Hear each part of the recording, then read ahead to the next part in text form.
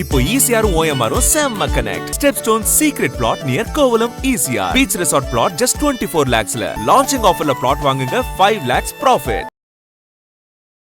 எதிர்க்கட்சி தலைவர் உதயநிதி ஸ்டாலின் வந்து இதுக்கு தனி நடுவர் மன்றம் அமைக்கணும் அப்படின்னு அதுக்கு உடனடியாக முதல்வர் பதிலளித்து அந்த தீர்மானத்துடைய கடைசி பேராவா இதை சேர்த்துக்கலாம் அப்படின்ற மாதிரி அவர் சொல்கிறார். அதிமுக தலைவர் எடப்பாடி பழனிசாமி இந்த ஆணையம் மேலே நம்பிக்கை இல்லை, அதனால் நாங்கள் வந்து ஒரு நடுவர் மன்றம் இதுக்காக தனியாக கேட்குறோம் அப்படின்றார். இதனால என்ன சார் பின்னாடி சட்ட சிக்கல் வரும்? அது மாதிரி கொண்டு வந்தால் அதனால் வேறு சில பிரச்சனைகளை வந்து அதை அமைச்சு அது பண்ணுறதுக்குள்ள இவர்கள் எதாவது கட்டி முடிச்சிருவாங்க. இன்னும் தோல்வியிலேருந்து இந்த திமுக திருந்தலையா இல்லை இன்னும் அவங்களோட ஆணவத்தோட வெளிப்பாடா? அவர்கள் எந்த காலத்திலும் திருந்த மாட்டார்கள். அவர்கள் டிஎன்ஏல அது ஊறி போகணும். மக்களுக்கு தேவையான ஒரு ஆக்கப்பூர்வமான அரசியலை பண்ணாமல் இப்படியே பண்ணிட்டு இருந்தா உள்ளாட்சி தேர்தல் வருது, இடைத்தேர்தல் வருது, இதோட நிலைமை என்ன சார் இருக்கும் திமுக?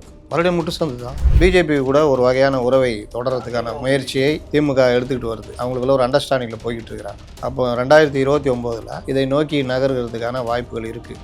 இவங்க என்ன யோசிக்கிறாங்கன்னா, முதல்வரை டிஃபேம் பண்ணணும். நீங்கள் அந்த மாதிரிலாம் பண்ணுதான் எம்ஜிஆருக்கு பண்ணீங்க, நீங்கள் தான் ஒன்றும் இல்லாமல் போகணும். நல்லது செய்யணும்னு நினைக்கிறாங்க. ஊழல், கரப்ஷன், கலப்ஷன், கமிஷன் இது இல்லாமல் பண்ணணும்னு நினைக்கிறாங்க. அப்படி பண்ணணும்னு நினைக்கிறது நல்ல விஷயம்.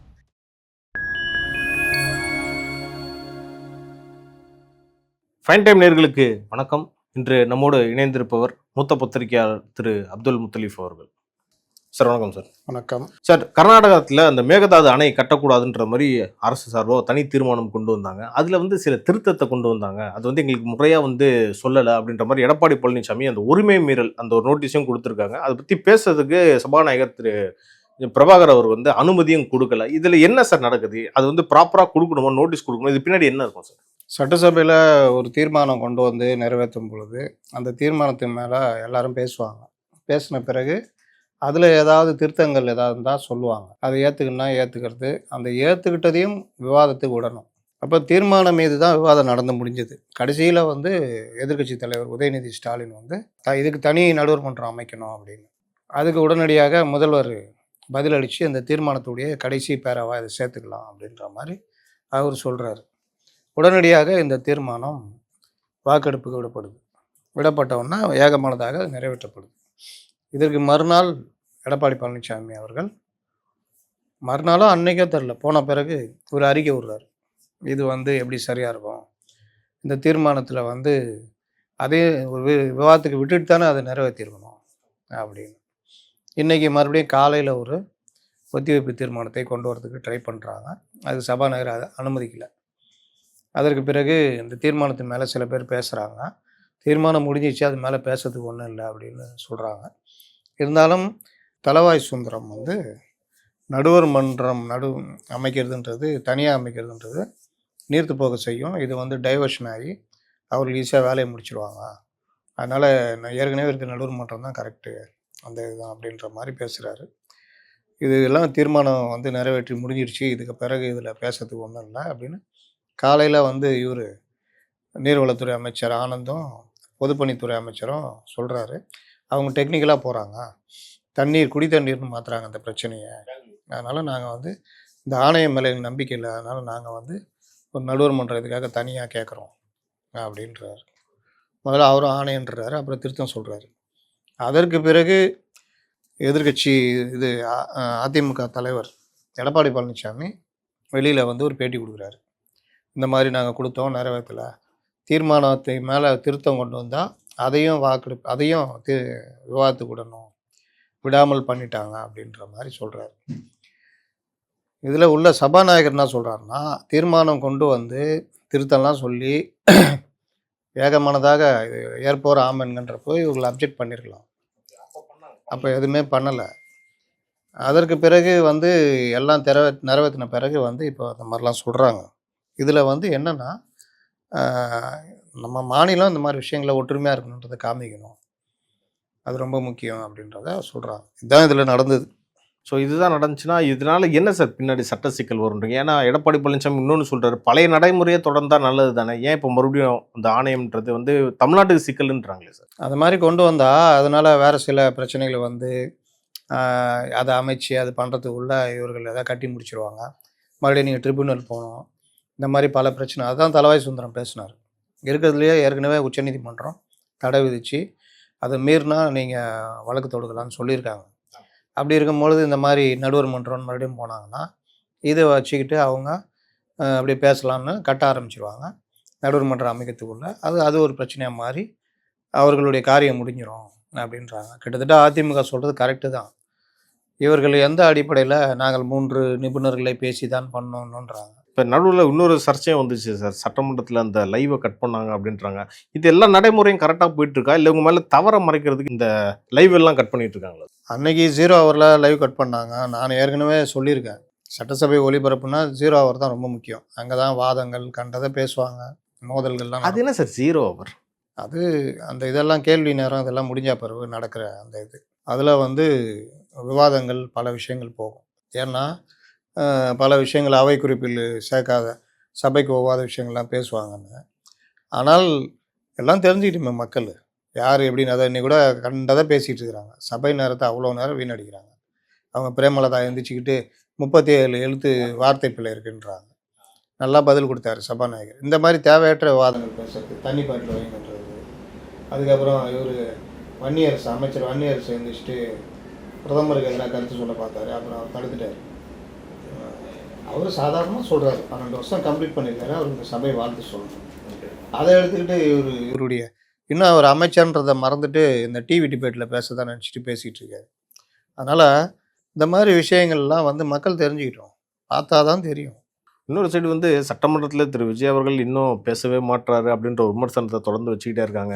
இன்னொரு பக்கம் பார்த்தீங்கன்னா கண்டனமும் தெரிவிச்சிருக்காங்க சார். இன்னைக்கு 3 எம்எல்ஏ மேலே விஜய் அவர்களை வந்து ஒரு மார்க் பண்ணதா சொல்கிறாங்க. அது வந்து கண்டனம் தெரிவிச்சிருக்காங்க. இதை எப்படி சார் பார்க்குறீங்க? அது மிக மிக தவறு. உருவ கேலி பண்ணுறதுன்றது மிக மிக தவறு. அது வந்து சமூக வலைதளங்களில் வைரலாக இருக்குது. அதனால் அவங்க மேலே கிட்டத்தட்ட உரிமை மீறல் பிரச்சனை கூட கொண்டு வரலாம். அவ்வளோ பெருசு சிக்கல் அதில். ஆமாம், உருவ கேலி பண்ணுறது எந்த இடத்துல ஏற்றுக்க முடியாது, அதுவும் சட்டசபைக்குள்ளேயே. அதில் முன்னாள் அமைச்சர் வேறு சக்கரபாணிவர் இருக்காரு அதில் நடுவில். அவர் சிரிச்சிட்டு இருக்காரு, பண்ணுறவர் இன்னொருத்தர். இது எல்லாமே வந்து எப்படி ஏற்றுக்கொள்ள முடியும்? இவர்கள் இன்னும் முதிர்ச்சி அடையாதவர்கள், பள்ளி மாணவர்கள் மாதிரி தான் இருக்கிறாங்க. பள்ளி மாணவர்களும் பெரும்பாலும் அந்த மாதிரி பண்ண மாட்டாங்க. இந்த லட்சணத்தில் தான் இருக்காங்க. இதெல்லாம் தெரிஞ்சுக்கிட்டோம் ஜனங்க. சார், இன்னும் தோல்வியிலேருந்து இந்த திமுக திருந்தலையா, இல்லை இன்னும் அவங்களோட ஆணவத்தோட வெளிப்பாடா? அவர்கள் எந்த காலத்திலும் திருந்த மாட்டார்கள். அவர்கள் டிஎன்ஏல அது ஊறி போனது. அவர்களை பொறுத்த வரைக்கும் அவர்கள் மட்டும்தான் அறிவாளிகள். அவர்களுக்கு மட்டும்தான் பேச தெரியும். அவர்களுக்கு மட்டும்தான் ஆட்சி செய்ய தெரியும். அவர்களுக்கு மட்டும்தான் எல்லாம் தெரியும். மற்ற யாராக இருந்தாலும் அவன் வந்து முட்டாள், ஒன்றும் தெரியாதவன். இந்த மாதிரி கிண்டல் பண்ணுறது, உருவ கேலி பண்ணுறது, பெண்களாக இருந்தால் வேறு மாதிரி பண்ணுறது, இந்த வேலை எல்லாமே இவர்களுக்கு வந்து அப்படியே ஊறி போனது. அதனால் இவர்கள் அதனால தான் ஜனங்க ஓரம் கட்டி உட்கார வச்சுருக்காங்க. இல்லை, தொடர்ந்து என்ன சொல்கிறாங்கன்னா, இவங்க இன்னும் ரீல்ஸ் முகத்தில் இருக்காங்க, சினிமா முகத்தில் இருக்காங்க, கவர்ச்சி, சினிமா கவர்ச்சி. இதை தாண்டி இந்த வார்த்தையை பேசாமல் மக்களுக்கு தேவையான ஒரு ஆக்கப்பூர்வமான அரசியலை பண்ணாமல் இப்படியே பண்ணிட்டு இருந்தா உள்ளாட்சி தேர்தல் வருது, இடைத்தேர்தல் வருது, இதோட நிலைமை என்ன சார் இருக்கும் திமுகவுக்கு? மறுபடியும் முட்டு சந்து தான், வேற என்ன? உள்ளாட்சி தேர்தல்னா இது பெரிய கூட்டணியாக மாறிக்கிட்டு இருக்குது. பிஜேபி கூட ஒரு வகையான உறவை தொடர்றதுக்கான முயற்சியை திமுக எடுத்துக்கிட்டு வருது. அவங்களுக்குள்ள ஒரு அண்டர்ஸ்டாண்டிங்கில் போய்கிட்டு இருக்கிறாங்க. அப்போ 2029 இதை நோக்கி நகர்கிறதுக்கான வாய்ப்புகள் இருக்குது. அப்படி ஒரு வேளை நகர்ற மாதிரி நடுவுலே தெரிஞ்சாலே இப்போ இருக்கிற கொஞ்ச நெஞ்சம் இஸ்லாமிய இயக்கங்களும் வெளியில் வந்துடும். டோட்டலாக இந்த சைடு வந்துடும். அப்போ மொத்தமாக திமுகவுடைய கடை முடிஞ்சிடும். ஏன்னா அவர்களுடைய மெயின் பேசிக்காக பிஜேபி எதிர்ப்பு, சிறுபான்மை மக்களுடைய வாக்குன்னு அது போயிடுச்சு. அவங்க கையை விட்டு மிச்சம் சொச்சம் இருக்கிறதும் வந்துடப்போகுது. அதனால் இந்த மாதிரி இப்போ வைகோ அநேகமாக 29ஆம் தேதிக்கு மேலே அவர் வந்துடுவார். அப்போ இந்த மாதிரி விவகாரத்தில் தனிமைப்பட்டு போய் கிடக்கிற திமுக எதை தின்னால் பித்தம் தெளியும்ன்ற கதையில் என்ன பண்ணலான்னு யோசிச்சுட்டு இருக்காங்க. இதில் உள்ளாட்சி தேர்தல் இவங்க என்ன யோசிக்கிறாங்கன்னா, முதல்வரை டிஃபேம் பண்ணணும் அப்படின்றதில் தான். அவரை வந்து ஒன்றும் இல்லாதவரை காமிக்கணும்னு.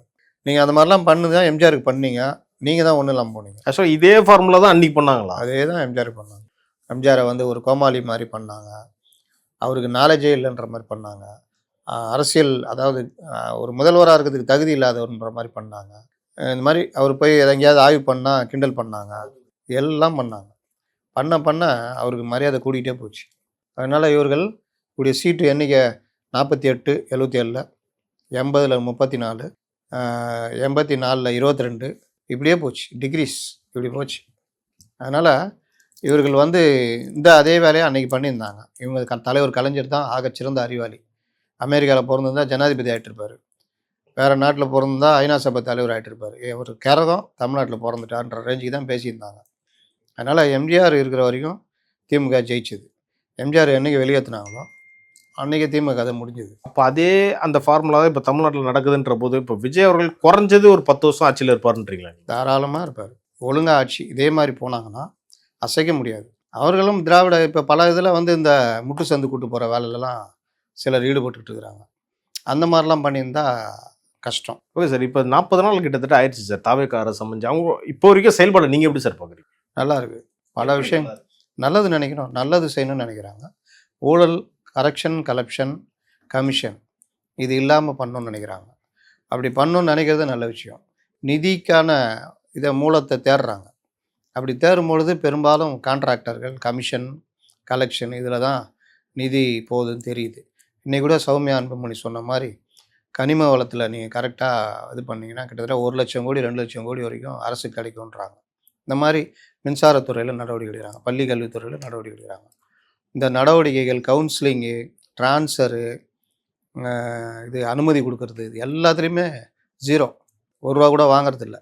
இது எல்லாமே இவர்களுக்கு பெரிய அளவில் நல்ல பேர் கொடுக்குது. ராம்சார் இதில் 2000 கோடி ரூபாய்க்கு அனுமதி கொடுத்தாங்க. அதுக்கு பின்னணியில் என்னென்ன இருக்குன்னு எல்லாருக்கும் தெரியும். இன்றைக்கி அந்த அனுமதியை ரத்து பண்ணிட்டாங்க. இப்போ அந்த மாதிரி விவகாரம்லாம் வெடிச்சு கிளம்ப போகுது. துட்டு கொடுத்தவங்க கேட்பான்ல, அந்த மாதிரி இருக்குது. அப்போ இந்த மாதிரி விவகாரத்தில் அவங்க வந்து எப்படி நடக்கிறாங்கன்றது பார்க்கும்பொழுது ஓரளவுக்கு நல்லா போகிறாங்க. இது வந்து இப்படியே போனாங்கன்னா இவங்க அசைக்க முடியாது. ஓகே சார், இன்னொரு விஷயம் கூட ஒரு செய்தித்தாளில் ஒரு நியூஸ் வந்துருச்சு. போன ஆட்சியில் வந்து கிட்டத்தட்ட 300 கோடி ரூபா இந்த தனியார் பள்ளி விவகாரத்தில் ஊழல் நடந்திருக்கு. இதுக்கு முன்னாடி அன்பில் மகேஷ் அவர்கள் இருக்கிறதா ஒரு தகவல்லாம் கிடைச்சிருக்கு. இதெல்லாம் இந்த ஆட்சியில் இருக்காதுன்ற மாதிரி அமைச்சர் ராஜ்மோகன் சொல்றாரு. அப்படி என்ன சார் ஊழல் நடக்கும்? அது என்ன மாதிரியான ஊழல் நடக்கும்? அதான் அவங்களும் நேற்று சொல்கிறாங்க. பள்ளிகள் சிபிஎஸ்சி, மெட்ரிக், சிபிஎஸ்சி இதுக்கு அங்கீகாரம் வருஷம் ரினியூவலுக்கு 25 லட்ச ரூபா 35 லட்ச ரூபான்னு கிட்டத்தட்ட அதுலேயே 400 கோடி ரூபா வரைக்கும் இவர்கள் வந்து பண்ணியிருக்காங்கன்னு குற்றச்சாட்டு வைக்கிறாங்க. இப்போ அந்த குற்றச்சாட்டோடு சேர்ந்து டிரான்ஸ்ஃபரு மற்ற விஷயங்கள்லாம் எந்த அளவுக்கு பணம் வாங்கினாங்க, அந்த அளவுக்கு போயிருக்குன்னு. அப்போ பள்ளி கல்வித்துறை அமைச்சர் என்ன சொல்கிறாரு, புகார் வந்திருக்கு, இந்த மாதிரி வந்திருக்குது, அது புகாராக பாதிக்கப்பட்டவர்கள் கொடுத்தாங்கன்னா நாங்கள் அது சம்மந்தமாக விசாரணை நடத்தி நடவடிக்கை எடுப்போன்றாங்க. அப்போ அந்த மாதிரி போச்சுன்னா அது வந்து பெரிய ஒரு பிரச்சனையாக கடந்த கால ஆட்சியாளர்களுக்கு வரும். இதில் பல பேர் எப்படி பார்ப்பாங்க, சரி போன தடவை கொடுத்தாச்சு முடிச்சாச்சு, இந்த தடவை ஃப்ரீ போவோம் எதுக்கு தேவையில்லாமல் அப்படின்னு கூட சில பேர் பார்ப்பாங்க, பல பேர் பார்ப்பாங்க. ஓகே சார், அவங்க வேணாம்னு சொன்னால் கூட கவர்மெண்ட் சைடில் இனிஷியேட் பண்ணணும்ல. பண்ணணும், இவர்கள் உடனே கூப்பாடு போடுவாங்க, பழிவாங்கும் முயற்சியில் அரசு ஈடுபடுகிறது அப்படின்னு. அது ஒரு பிரச்சனை இருக்குது. ஏன்னா டிவிஎஸ்சியில் திரு அருண் அவர்களை வந்து இப்போ டைரக்டராக நியமிச்சிருக்காங்க. அதே ஒரு பெரிய சர்ச்சையாச்சு. இது வரைக்கும் பார்த்தீங்கன்னா இப்போ 2-3 இடத்துல அந்த ரைடெல்லாம் நடக்குது, ரெஜிஸ்டர் ஆஃபீஸில் நடக்குது, அரசு அலுவலகத்தில் நடக்குது. எப்போ வந்து முன்னாள் அமைச்சர்கள் மேலே வெளிப்படையாக ஊழல் குற்றச்சாட்டு இருக்குன்னு சொன்னதும் அவங்க மேலே எப்போ சார் நடவடிக்கை வாய்ப்பு இருக்குது? அமைச்சர்கள் மேலேனா புகார் வந்து புகாரை வாங்கி வழக்கு பதிவு செய்து அதுக்கப்புறம் தான் போக முடியும். அதில் பல சட்டச்சிக்கல்லாம் இருக்குது. அதனால் டிவிஎஸ்சி ஒழுங்காக அரசு அலுவலகங்கள் பல இதில் பண்ணாலே போதும். நீங்கள் கோர்ட்டே கேட்குது, வருஷத்துக்கு 10-15 இது தான் பண்ணுறீங்க அப்படின்னு. அந்த மாதிரி பல விஷயங்கள் இருக்குது. நேற்று கூட மதுரை கோர்ட்டில் டிவிஎஸ்சி சில விஷயங்கள் பண்ணியிருக்குது. அது என்னென்ன பண்ணணுன்றத சில இதெல்லாம் நடைமுறையெல்லாம் கொடுத்துருக்காங்க. 10 வருஷமாக ஒரே துறையில் இருக்கிறவங்களாம் இருக்கிறாங்க, அதெல்லாம் மாற்றணும் அப்படின்லாம் வழிகாட்டு நெறிமுறைகள் கொடுத்துருக்காங்க.